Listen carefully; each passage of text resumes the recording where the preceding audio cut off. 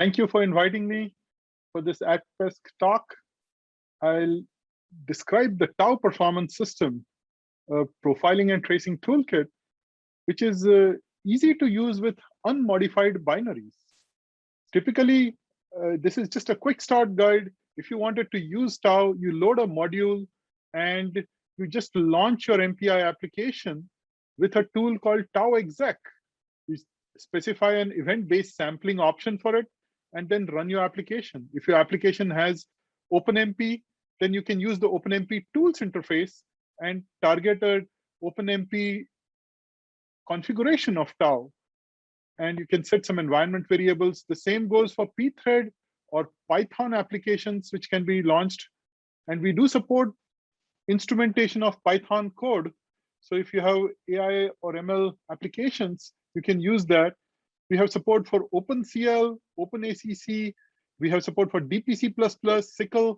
We support level 0, and it is shipping.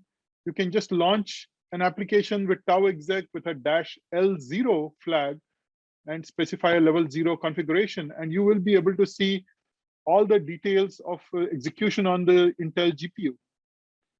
We have tried this on systems such as the Tiger Lake integrated GPUs or DG1 commercially available hardware, and you can use DPC++ SYCL.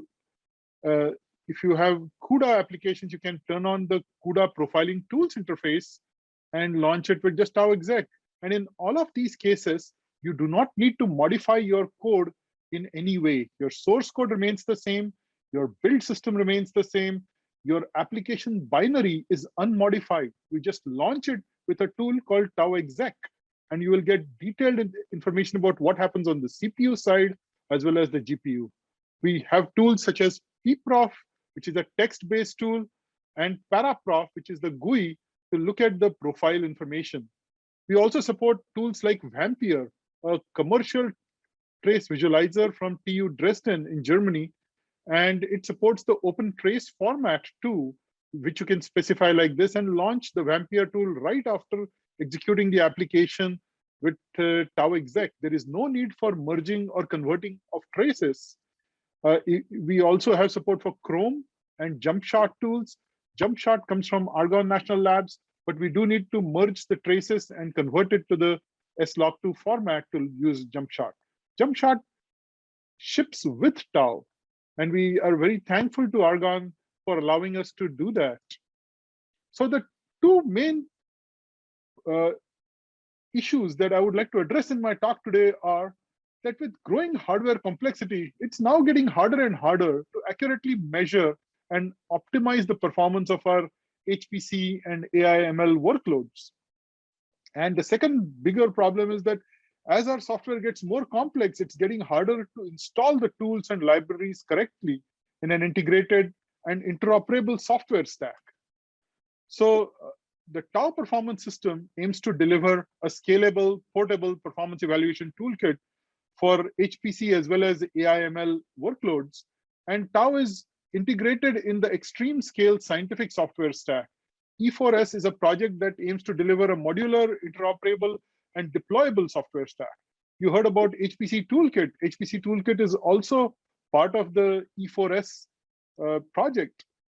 E4S aims to deliver expanded and vertically integrated software stacks to achieve full potential of our extreme scale computing hardware. And we just want to lower the barriers.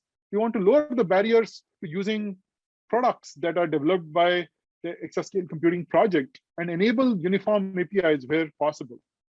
So to deliver on this, we use the Tau performance system, which aims to support all the HPC platforms, all the compilers and runtime systems, and provide portable instrumentation, measurement, and analysis capabilities across the spectrum of HPC hardware. Now, there are three different parts of Tau. There is the instrumentation part, where we add hooks to your code. And this can be done at the source level. We can wrap MPI libraries. We can insert hooks during linking, or even operate at the executable level. But all of these different layers target the same measurement API, which generates profile files or traces, which can then be analyzed using Paraprof, Perf Explorer, or tools such as Vampire or JumpShot. So there are multiple languages that Tau supports for instrumentation, and we support automatic instrumentation in Fortran, C++, C, UPC, Java, Python, even Chapel and Spark. We have support for many different runtime systems, including MPI, OpenSHMEM, even Cray-specific runtimes such as DMAP and Eugenie, and also RMC and PGAS runtimes. We have support for OpenMP using the OpenMP tools interface version 5. And you can mix and match the programming model. So you could have MPI with OpenMP. For GPUs, we support Intel One API, DPC++ SYCL. We support AMD ROCm with ROC Profiler and ROC Tracer, CUDA, OpenCL, OpenACC, and even the Cocos profiling interface for both generation of profiles and traces that can then be analyzed.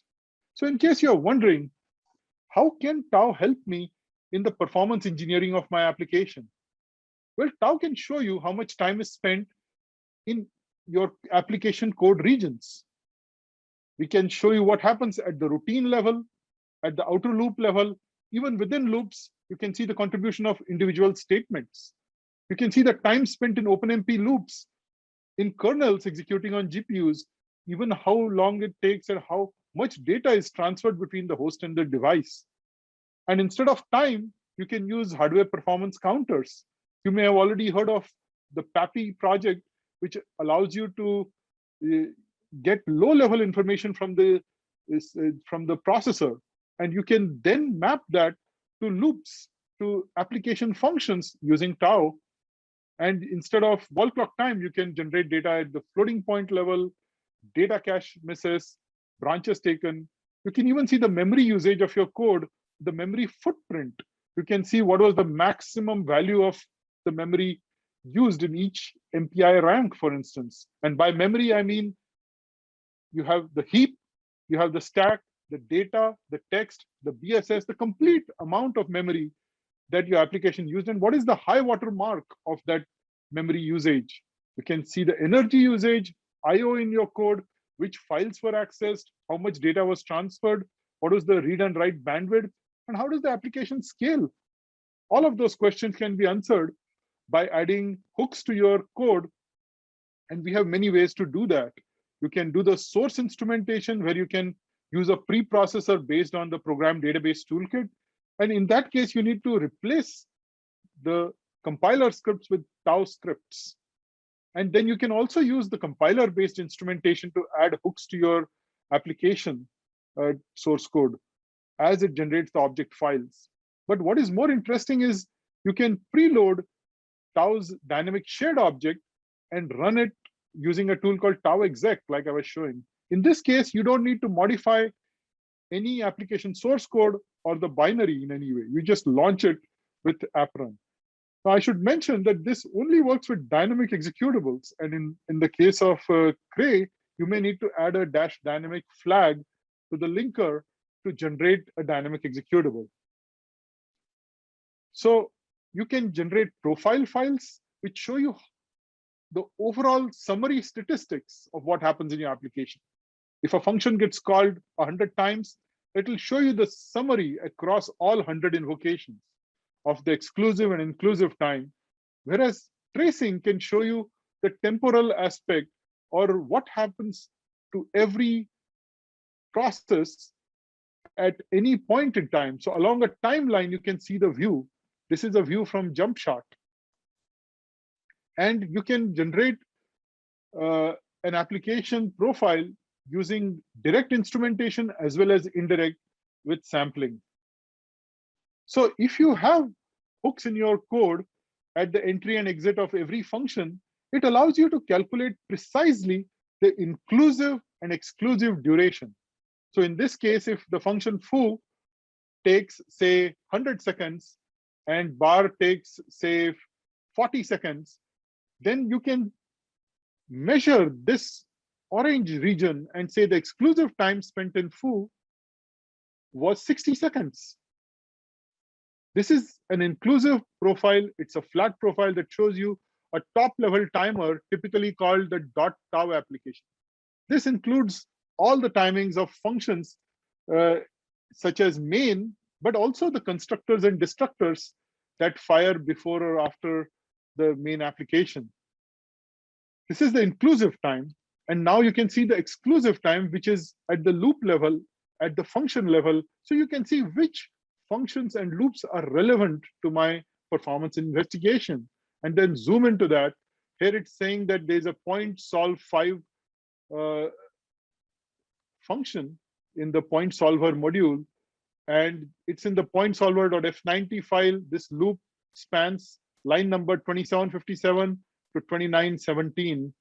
These are the columns. So there are many different types of profiles, starting with a flat profile that I just showed, where I don't know who is the parent, or the caller-callee relationship is not obvious.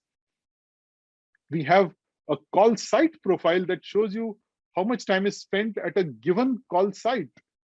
And then we have call path profiles, which show you the structure of your application. So you can see an edge in a call graph, and all the way to a trace file, which has all the entry and exits, which are time-stamped.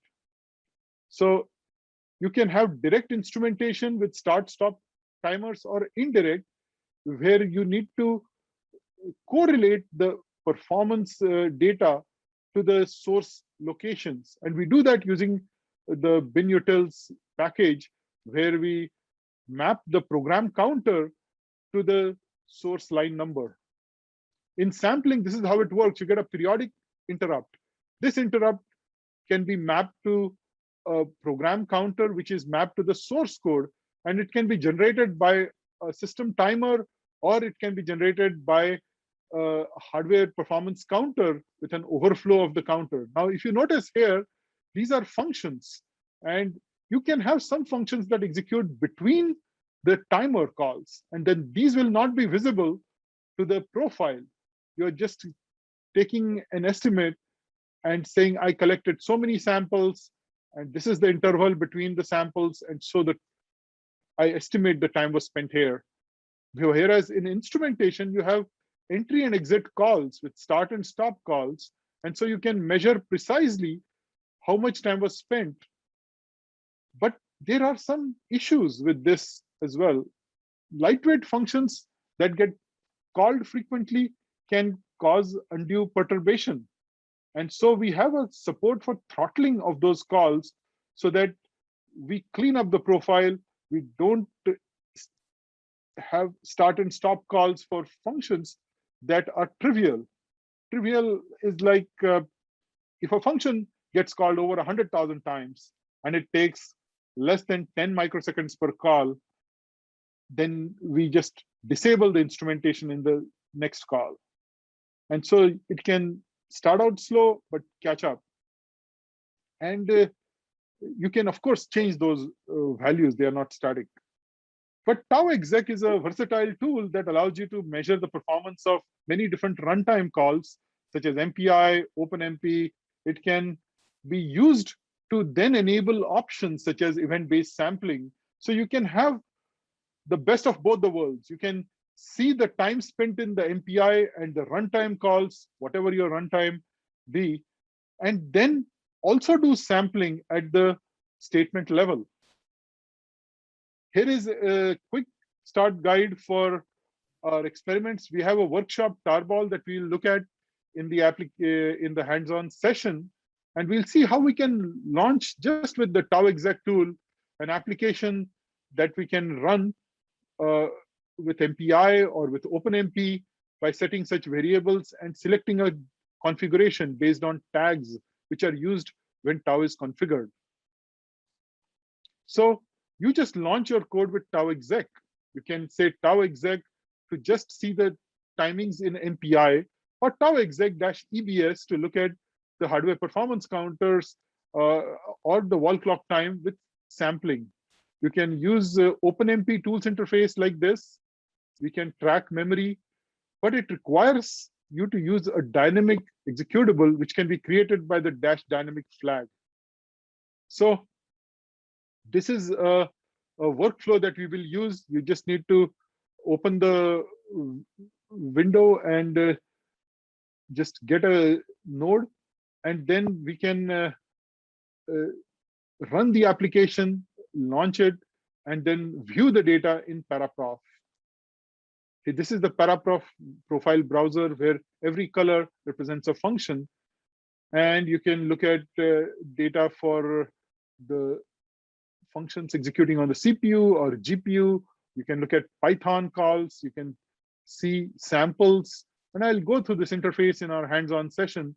You can sort the data by inclusive or exclusive time. You can look at inside the functions, even go to the source level where it says in this thread statistics table, you can look at the show the source code and jump to the source browser, or see the extent of variation of events that get triggered with a value, such as how many bytes were copied from the device to the host along a given call path in Python.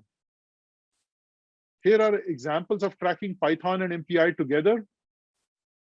And you can even unwind the call stack when you get a sample. And to do that, you can say tau sampling is 1 and tau event-based sampling unwind parameter is 1.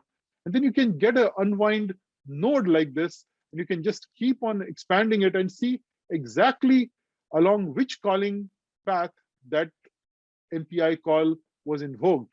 In this case, you can see how it was invoked along this path.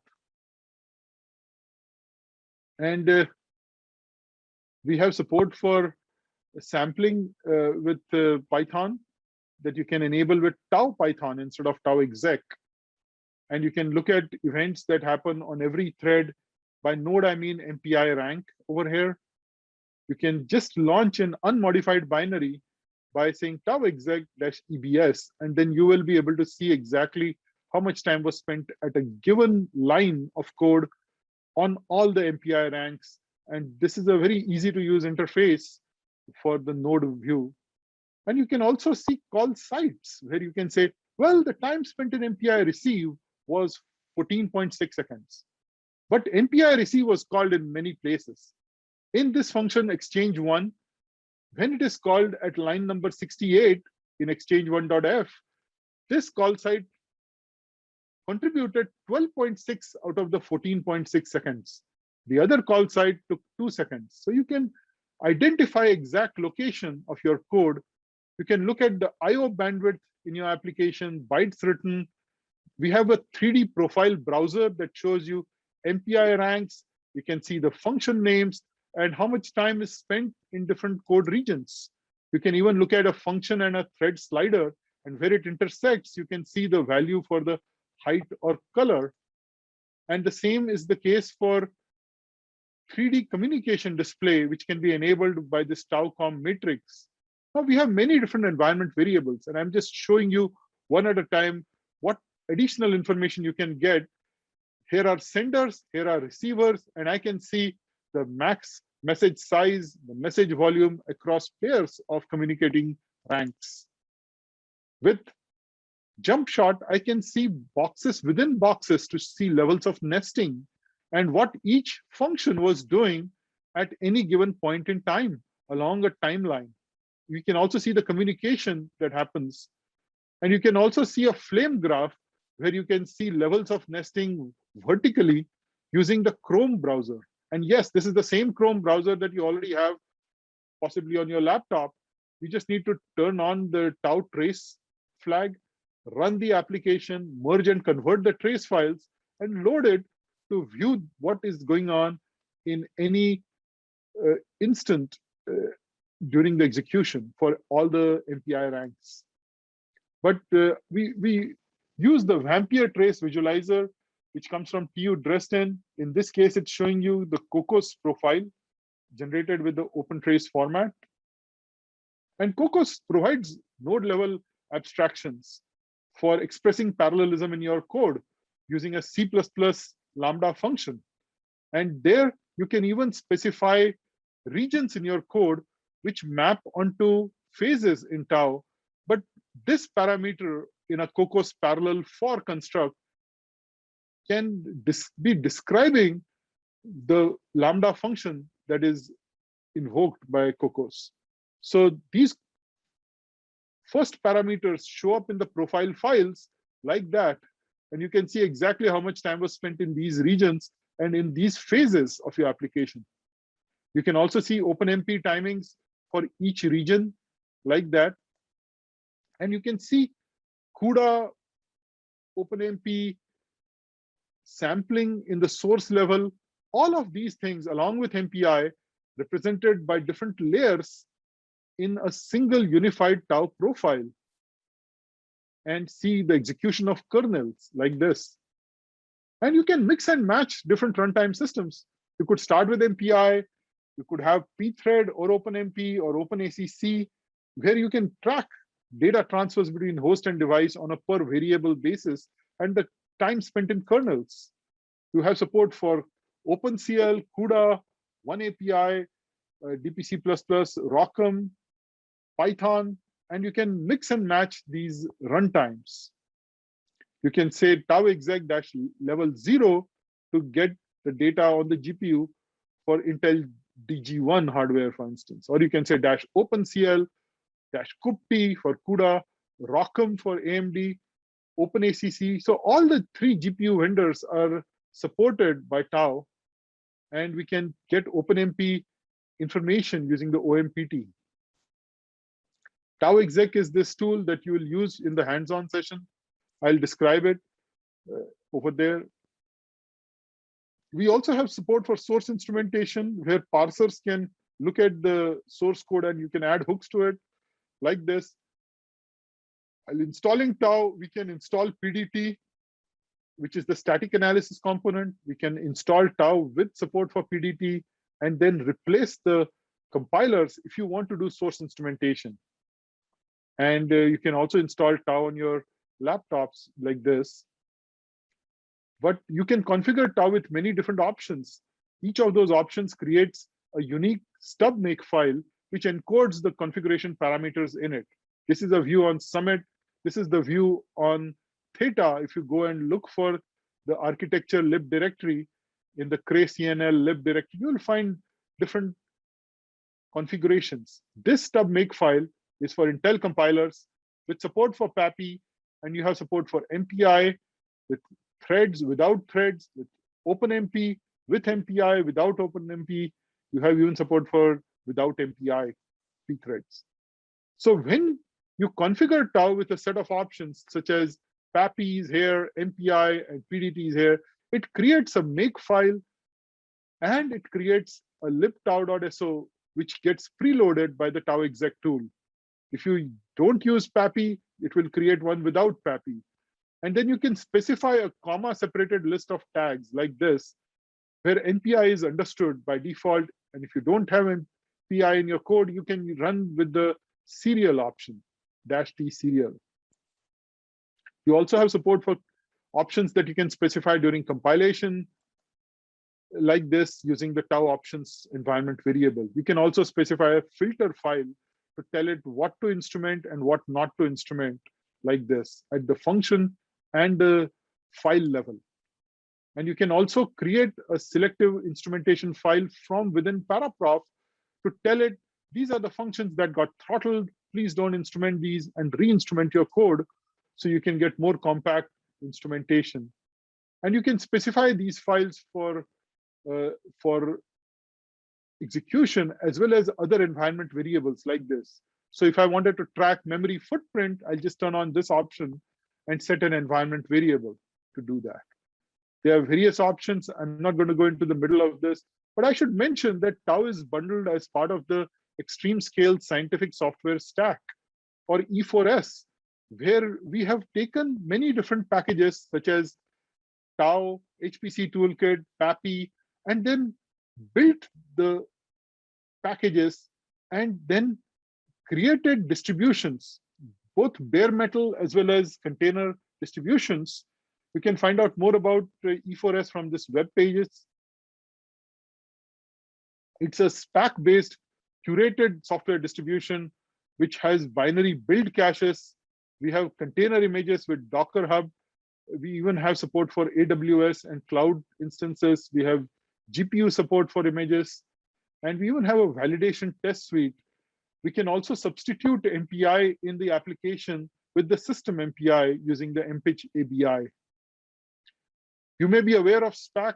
It's a flexible package manager for HPC. You just clone the SPAC repo and you can source it, and then you are ready to install the package like SPAC install tau, and it will install it.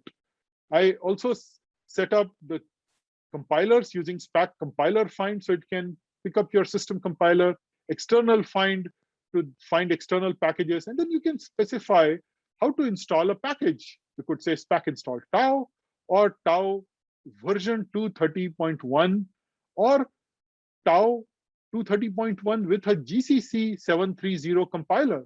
So the percentage is for the compiler, @ is for the version. SPAC understands the compilers. It understands build options. Like you could say, I want to install tau with level 0 support, like this, or with MPI with this specific configuration of MPI. And we have a release. This is a release of E4S where you can see which packages were included in the release. You can say SPAC find, see what is installed. You also have an environment file where you can do a bare metal install using just a SPAC-e dot, where it picks up the SPAC.yaml file and installs it. Or we can create containers like a Docker container with base containers, or we can specify a name like this. We can specify the recipe for building. And there are some examples that you can find on our GitHub sites. We have a validation test suite, which checks that the package is correctly installed by compiling, running, and validating the code. And you can find more details over here for the E4S. They are ready to deploy containers as well. You can just go to the tau.uoregon.edu, ecp.simg, and then just say Singularity run that container, and then you will be able to load the Intel module. And yes, it comes with DPC++, SYCL, OneAPI distribution, as well as distribution of ROCm, HipCC, and the full CUDA package as well. CUDA 11 is supported, and you can deploy these containers which support OneAPI and other programming models. I mentioned to you briefly that we have a tool that can simplify the launch of MPI jobs, which are built using the E4S containers. And we use the MPitch ABI. All we need to do is say, for instance, load the Intel compilers. And then if we want to use the Intel MPI instead of say MPitch, which was how we built the application in the container, then I can just say initialize E4S container launch tool. I'm going to use Singularity. Here is the container image. And when you launch an application, please source this file, which may have startup commands like SPAC install, Trilinos or so. Then I can just say E4SCL with MPI run and then run the application. So with this, I would like to say that you can find out more information about the Tau project at our website, tau.uoregon.edu. It's all freely available open source software with a BSD style license. This is where we do most of our work with the Performance Research Laboratory at the University of Oregon, and Paratools is across the street in Eugene. And we have a good visitor program where people come and spend some time and work with us. Now it's mostly based on Zoom, but I would like to take this moment to thank the US Department of Energy, the Argonne National Labs, the Office of Science, the Exascale Computing Project, the Lawrence Berkeley National Labs, the Tri-Labs, Livermore, Los Alamos, and Sandia, PNNL, and Oak Ridge National Labs for their support of Tau. Also, the Department of Defense, National Science Foundation, NASA, CEA in France, and our partners at various institutions, including University of Oregon, the Ohio State University, the developers of MVAPitch 2, Paratools Inc., University of Tennessee, Knoxville, the developers of PAPI, TU Dresden in Germany, and Jülich Supercomputing Center. Thank the Exascale Computing Project for their sponsorship and support of Tau. And in the next session, I will show you how we can use Tau on Theta and also on AWS using the E4S project software. So before I transition to that, I just wanted to check if there are any questions that I can quickly answer in the next 2 minutes as we break for the breakout sessions.